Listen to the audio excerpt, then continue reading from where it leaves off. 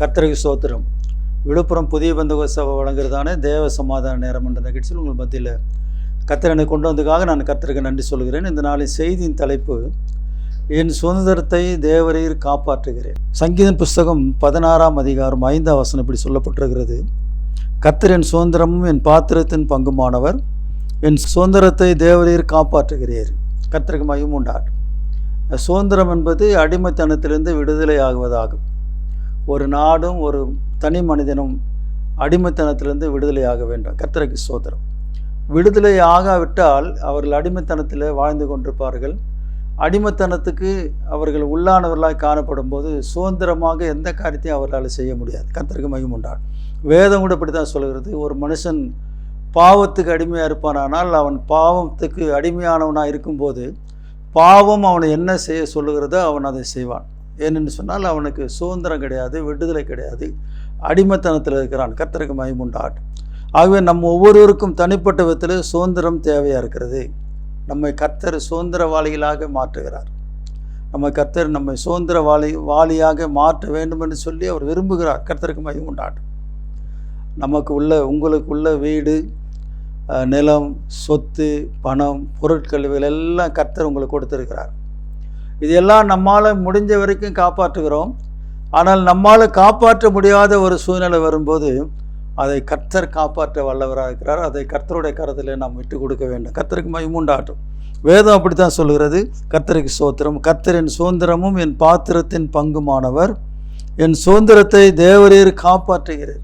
உங்களுக்குள்ள சுதந்திரம், உங்களுக்குள்ள எந்த காரியமானாலும் அந்த கர்த்தர் காப்பாற்ற வல்லவராக இருக்கிறார். அதை கர்த்தர் பாதுகாக்க வல்லவராக இருக்கிறார். கர்த்தர் அதை பாதுகாக்காத பட்சத்தில் உங்களால் என்னால் எதையும் பாதுகாக்க முடியாது. கர்த்தருக்கு மகிமை உண்டாகட்டும். வேதம் அப்படி தான் சொல்கிறது.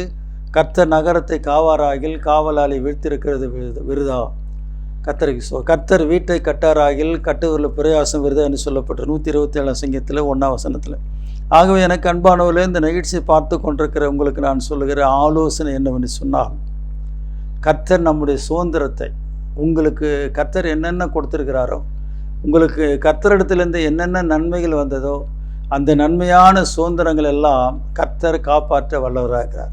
நம்மால் முடிஞ்ச வரைக்கும் அதை நம்ம காப்பாற்ற நினைக்கிறோம், தப்பு இல்லை.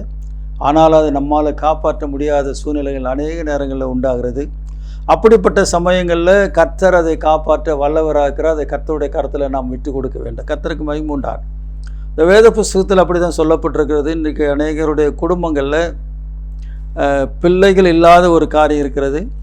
எவ்வளோ ஆசீர்வாதமாக இருப்பாங்க, ஆனால் குழந்தை இல்லாத ஒரு காரியம் இருக்கும். அந்த குழந்தை இல்லாத இருக்கிற ஒரு காரியம் ஒரு வேதத்தின்படி ஆசீர்வாதம் இல்லாத ஒரு காரியம், சாபமான ஒரு காரியம். இதோ பிள்ளைகள் கர்த்தரால் வரும் சுதந்திரம், கர்ப்பத்தின் கனி அவரால் கிடைக்கும் பலன் என்று சொல்லி 127ஆம் சங்கீதத்தில் 4ஆம் வசனம் இதை நான் வாசிக்கிறேன். இதோ பிள்ளைகள் கர்த்தரால் வரும் சுதந்திரம், கர்ப்பத்தின் கனி அவரால் கிடைக்கும் பலன். கர்த்தருக்கு மகிமை உண்டாகும். இந்த சுதந்திரமும் பலனும் அவரால் கிடைக்கிறது. இதை கர்த்தர் நமக்கு தர வல்லவராக இருக்கிறார். இன்று இந்த நிகழ்ச்சியை பார்த்து கொண்ட குடும்பத்தில் இப்படிப்பட்ட சுதந்திரம், இப்படிப்பட்ட ஆசீர்வாதம் ஒருவேளை இல்லாது இருக்குமானால் இன்றைக்கு ஆண்டவருடைய சமூகத்தில் நீங்கள் கேளுங்க, ஜெபியுங்க. கர்த்தர் உங்களுக்கு சுதந்திரம் கொடுக்க வல்லவராக இருக்கிறார். இதோ பிள்ளைகள் கர்த்தரால் வரும் சுதந்திரம், கர்ப்பத்தின் கனி அவரால் கிடைக்கும் பலன். இந்த சுதந்திரத்தை கர்த்தர் காப்பாற்ற வல்லவராக இருக்கிறார். கர்த்தருக்கு மகிமை உண்டாகட்டும். அநேக நேரங்களில் கர்த்தருடைய பிள்ளைகளுக்கு கஷ்டங்கள் வரும்போது, போராட்டம் வரும்போது, பிரச்சனைகள் வரும்போது நமக்கு உள்ளதும் போய்விடுமோ என்று சொல்லி நினைக்கிற ஒரு சூழ்நிலை ஆளாகும். ஆனால் கர்த்தர் நம்முடைய காரியத்தை, நம்முடைய பங்கை, உங்களுக்கு உள்ளதை யாரும் எடுத்துக்கொள்ள எப்போதும் விட மாட்டார். கர்த்தருக்கு மகிமை உண்டாகட்டும். கர்த்தருக்கு ஸ்தோத்திரம். வேத புஸ்தகத்தில் நாம் பார்க்கும்போது இஸ்ரவேல் கோத்திரத்துக்கெல்லாம் பங்கு செய்தார்கள், பங்கிட்டு கொடுத்தார்கள். கர்த்தரே சொன்னார் இதை இப்படியெல்லாம் செய்ய வேண்டும் என்று சொல்லி. ஆனால் லேவியருக்கு கர்த்தரே சுதந்திரம். லேவியருக்கு பங்கும் இல்லை, பாத்தியம் இல்லை. லேவியர்களுக்கு ஆண்டவர் தான் சுதந்திரம். லேவி கோத்திரத்துக்கு கர்த்தரே சுதந்திரமாக இருந்தார். கர்த்தருக்கு மகிமை உண்டாகட்டும். ஆகவே எனக்கு அன்பானவர்களே, இந்த செய்தியை பார்த்து கேட்டுக்கொண்டிருக்கிற உங்களுடைய சுதந்திரம் காப்பாற்றப்பட வேண்டுமானால் அதை கர்த்தர் காப்பாற்ற வல்லவர். அதை அவருடைய கரத்தில் நாம் விட்டு கொடுப்போம். கர்த்தருக்கு மகிமை உண்டாகட்டும். வேதம் சொல்லுகிறது கர்த்தருக்கு மகிமை உண்டாகட்டும். யோவான் சுவிசேஷத்தில் 8ஆம் அதிகாரம் 32ஆம் வசனம் இப்படி சொல்லுகிறது. சத்தியத்தை அறியுங்கள், சத்தியம் உங்களை விடுதலையாகும். சத்தியத்தையும் அறியுங்கள். சத்தியத்தையும் சொல்லப்படவில்லை, ரொம்ப தெளிவாக சொல்லப்பட்டிருக்கிறது பாருங்கள், சத்தியத்தையும் அறிவீர்கள், சத்தியம் உங்களை விடுதலையாக்கும் என்றார். இன்றைக்கு அநேக காரியங்கள் நாம் அறிகிறோம். நம்ம நிறைய காரியங்கள், ஆவிக்குரிய காரியங்களை கூட சத்தியம் இல்லாமல் அநேக காரியங்களை நாம் தெரிந்து வைத்திருப்போம். ஆனால் வேதம் சொல்கிறது, ஆண்டவர் சொல்லுகிறார், சத்தியத்தையும் அறிவீர்கள், சத்தியத்தையும் அறிய வேண்டும். இன்றைக்கு அநேக காரியங்களில் நாம் ஆவிக்குரிய வட்டாரங்களில், ஆவிக்குரிய ஜீவிதத்தில் நிறைய காரியங்கள், ஆண்டவருக்குரிய காரியங்களில் நிறைய தெரிஞ்சிருக்கும். ஆனால் சத்தியத்தை நாம் அறிஞ்சிருக்க மாட்டோம். கர்த்தருக்கு மகிமை உண்டாகட்டும். சத்தியத்தையும் அறிவீர்கள், சத்தியம் உங்களை விடுதலையாக்கும். 36ஆம் வசனம் இப்படி சொல்லுகிறது, ஆகையால் குமாரன் உங்களை விடுதலையாக்கினால் மெய்யாகவே விடுதலையாவார்கள். ஆகவே இந்த சுதந்திரத்துக்குள்ளே நாம் வர வேண்டுமானால் முதலாவது அடிமைத்தனத்திலிருந்து கர்த்தர் நம்ம சுதந்திரத்துக்குள்ளே கொண்டு வர வேண்டும். கர்த்தருக்கு மகிமை உண்டாகட்டும். சுதந்திரமாக காட்டில் தெரிகிற ஒரு புலியோ ஒரு மிருகத்தை கொண்டு வந்து ஒரு கூண்டுக்குள்ளே அடைத்து வைத்தால் அது நீங்கள் என்ன ஆகாரம் கொடுத்தாலும் அது சாப்பிடாது. ஏன்னு சொன்னால் அது சுதந்திரமாக காட்டில் திரிந்த ஒரு மிருகம். அதை கொண்டு வந்து கூண்டுக்குள்ளே ஒரு 4 சுவத்துக்குள்ளே நம்ம அடைத்து வைக்கும்போது அதோடைய சுதந்திரம் பறி போயிடுதும் என்று சொல்லி ஒரு மாதிரி ஏக்கத்தில் சோகமாக மிருகம் காணப்படும், புலி காணப்படும். அப்படியானால் மனிதனுக்கு சுதந்திரம் தேவை. இன்றைக்கு ஆவிக்குரிய வட்டாரத்தில், ஆவிக்குரிய பிள்ளைகளுக்கு, ஆவிக்குரிய மக்களுக்கு ஆவிக்குரிய விதத்தில் சுதந்திரம் தேவை. சத்தியத்தில் ஒரு விடுதலை வேண்டும், ஆவிக்குரிய ஜீவத்தில் ஒரு விடுதலை வேண்டும். இன்றைக்கு நன்றாக பாடுவார்கள், ஜெபம் பண்ணுவார்கள், அபிஷேகத்தில் ஆவியில் நிரம்பி அந்நிய பாஷை பேசுவார்கள், ஆனால் ஒரு விடுதலை இல்லாமல் இருப்பார். கர்த்தருக்கு மகிமை உண்டாகட்டும். இந்த சுதந்திரத்தை தான் விடுதலை என்று நம்ம சொல்லலாம். கர்த்தருக்கு மகிமை உண்டாகட்டும். ஏன்னா ஒரு பங்கு கர்த்தருடைய வசனத்தில் நான் உங்களுக்கு ஞாபகப்படுத்தும்படி விரும்புகிறேன்.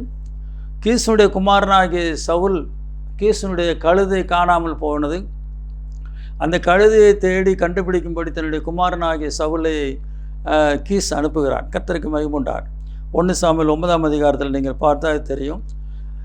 அது அவர்கள் தேடி கண்டுபிடிக்கிறார்கள், கண்டுபிடிக்க முடியவில்லை. அந்த வேலைக்காரன் சொல்லுகிறார், இங்கே ஒரு தீர்க்கதரிசி இருக்கிறார், அவரிடத்தில் நாம் போனால் நமக்கு நல்ல செய்தி சொல்லுவார், அந்த கழுதை எங்கே இருக்குதுன்னு நமக்கு வெளிப்படுத்துவார் என்று சொல்லி அந்த வேலைக்காரன் சொல்கிறான். சவுல் சொல்லும்போது, இந்த தீர்க்கதரிசி நாம் பார்க்க வேண்டுமா, நம்முடைய கையில் ஒன்றும் இல்லைன்னு சொல்லுகிறான். அந்த வேலைக்காரன் சொல்ல, என்னிடத்தில் ஒரு கால் சேக்கல் இருக்குதுன்னு சொல்லி அவன் சொல்லுகிறான். 2 பேரும் புறப்பட்டு போகிறார்கள். அங்கே போகும்போது சாமுவேல் அங்கே பழி விருந்துக்கு வந்திருக்கிறான். அந்த பழி விருந்துக்கு வந்திருக்கிற சாமுவேலை போய் நாங்கள் சாமுவேலை பார்க்கணுன்னு சொல்லி சாமுவேலையே போய் கேட்குறார். அவர் சாமுவேல், நான் தான் சாமுவேல் சொல்லுங்கன்னு சொல்லி அங்கே அந்த பலி விருந்தில் 4 தினத்தில் நீ என்னோடு கூட பலி விருந்தில் பங்கெடுக்க வேண்டும், நீ ஆயத்தப்பட்டு வான்னு சொல்கிறார். அடுத்த நாளில் அவர்கள் பந்தி இருக்கும்போது சாமுவேல் ஒரு வேலைக்காரன் பந்தி விசாரிக்கிறன்னு பார்த்து ஒரு வார்த்தை சொல்லுகிறார். 1 சாமுவேல் புஸ்தகத்தில் நாம் அதை வாசிக்கலாம். 9ஆம் அதிகாரத்தில், 1 சாமுவேல் 9ஆம் அதிகாரத்தில் ரொம்ப அருமையான ஒரு செய்தி. நாளைக்கு இந்த நேரத்தில் சவுல் வருவான், அவனுக்கு இந்த மாதிரி காரியங்களை நீ அவனை அபிஷேகம் பண்ணுறது மாத்திரமல்ல, அவனுக்கு இப்படிப்பட்ட காரியத்தையும் செய்ய வேண்டும் என்று சொல்லி ஒரு வசனத்தை அங்கே வேலைக்காருக்கு நான் சொல்லுகிறத நாம் பார்க்குறோம். 1 சாமுவேல் 9ஆம் அதிகாரம் 24ஆம் வசனம், 23 கூட வாசிக்கிறேன். பின்பு சாமுவேல் சமயக்காரனை பார்த்து, நான் உன் கையில் ஒரு பங்கை கொடுத்து வைத்தேனே, அதை கொண்டு வந்து வை என்றான். அப்போது சமையற்காரன் ஒரு முன்னந்தொடையையும் அதனோடு இருந்ததை எடுத்து கொண்டு வந்து அதை சவுலுக்கு முன் வைத்தான். அப்போது சாமுவேல், இதோ இது உனக்கென்று வைக்கப்பட்டது, இதை உனக்கு முன்பாக வைத்து சாப்பிடு, நான் ஜனங்களை விருந்துக்கு அழைத்தது முதல் இதுவரைக்கும் இது உனக்காக வைக்கப்பட்டிருந்தது என்றான். அப்படியே சவுல் அன்றைய தினம் சாமுவேலோடு சாப்பிட்டான்.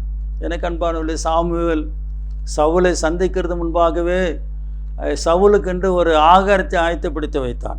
எனக்கு அன்பானவர்களே, இதில் ரகசியம் என்னவென்று சொன்னால், நீங்களும் நானும் ஆண்டவரை சந்திக்காத காலத்தில் அல்லது நம் தாயின் வயிற்றில் உருவாவதற்கு முன்பாக நமக்கு என்ன என்று சொல்லி ஆண்டவர் எழுதி வைத்திருக்கிறார். அவருடைய தீர்மானத்தில், அவருடைய ஞாபக புஸ்தகத்தில், அவருடைய சித்தத்தில், அவருடைய திருவுளத்தில் நமக்காக காரியங்களை அவர் வைத்திருக்கிறார். இதுதான் இந்த சாமுவேல் சவுல் ஆகாரம் புசித்த காரியத்தை குறித்து சொல்லப்பட்டிருக்கிறது. ஆகவே எனக்கு அன்பானவரில் இந்த பங்கு, இந்த மாமிசமாக இருந்தாலும் அது போஜனமாக இருந்தாலும் அந்த பங்கு கர்த்தர் சாமுவேல் இடத்துல சொல்லி சவுலுக்கு ஆயத்தப்படுத்தினார்.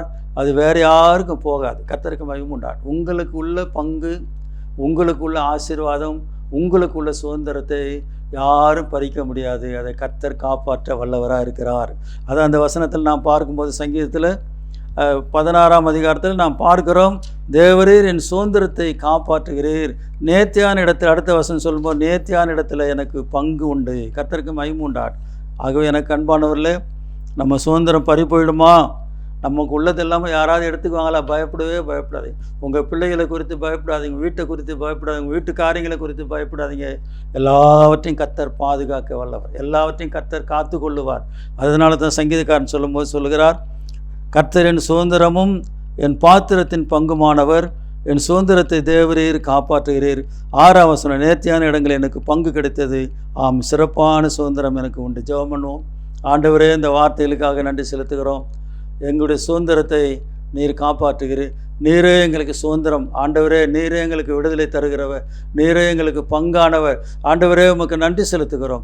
எங்களுடைய சுதந்திரத்தை, எங்களுக்கு உள்ளதை நீர் காப்பாற்ற, ஆண்டவரே பாதுகாக்க, அதை ஆசீர்வதிக்க வல்லவர். நாங்கள் அதை குறித்து பயப்படாதிருக்க பரிசுத்த ஆவியானவர் எங்களுக்கு உதவி செய்யும். எங்களுடைய சுதந்திரத்தை தேவரீர் காப்பாற்றுகிறீர்.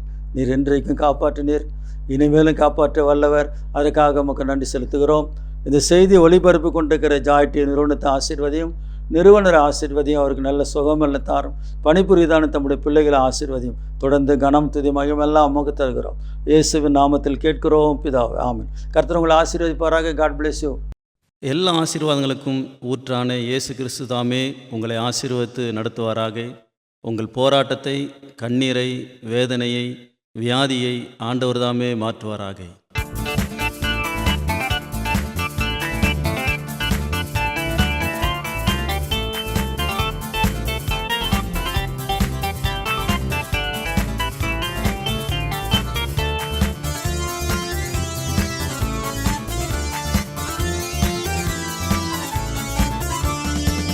ஆசீர்வாத ஊற்றே எங்கள் ஆண்டவர் இயேசுவே, ஆசீர்வாத ஊற்றே எங்கள் ஆண்டவர் இயேசுவே. உம்மை வாழ்த்துகிறோம், போற்றுகிறோம், உம்மில் மகிழ்ந்து களி கூறுவோம். உம்மை வாழ்த்துகிறோம், போற்றுகிறோம், உம்மில் மகிழ்ந்து களி கூறுவோம். ஆசீர்வாத ஊற்றே எங்கள் ஆண்டவர் இயேசுவே, ஆசீர்வாத ஊற்றே எங்கள் ஆண்டவர் இயேசுவே.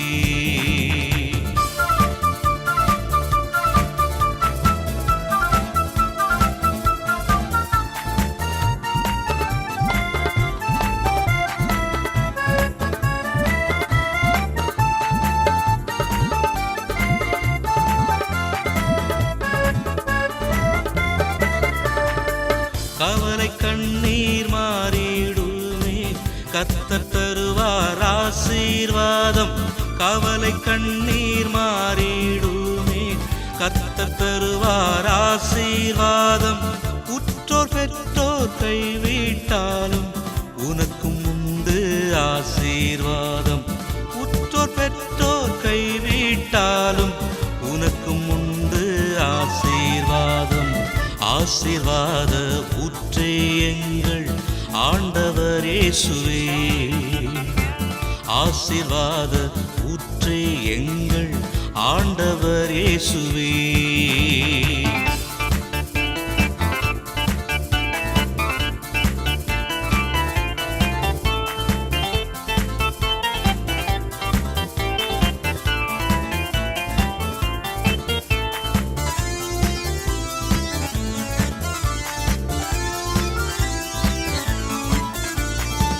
பாடு சகிப்பதும் ஆசீர்வாதம், பாரம் சுமப்பதும் ஆசீர்வாதம்.